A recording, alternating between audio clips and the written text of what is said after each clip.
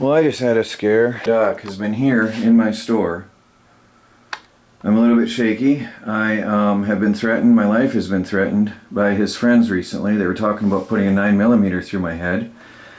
I know that Ryan carries a weapon, and fortunately for me, the police love Subway sandwiches, and I literally ran out and waved one down when he was up here recording me through the window. He has no right to be here.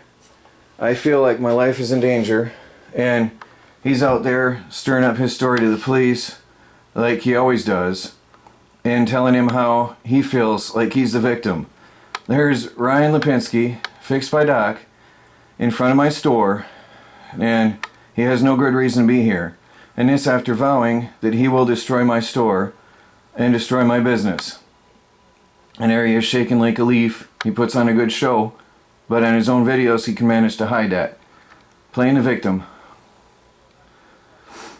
There's no innocent victim there, is it? He lives in Marquette and he came all the way down here to harass me. That's no innocent victim. I have my daughter here, 1.5 year old, baby, and these guys have threatened my life. That's not an innocent, no innocent person comes here. No innocent victims comes to your place to terrorize you like that.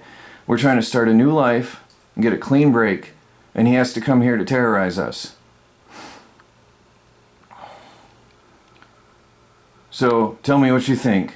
Innocent victim? I've never done a thing to this guy. I've never said a thing about this guy. I just want peace. I don't want to be bothered by this guy. I don't want anything to do with him ever again. I want nothing to do with him. You'll never see that I ever said a bad word about him. You'll never see that I ever did anything to him. Nothing. Nothing at all.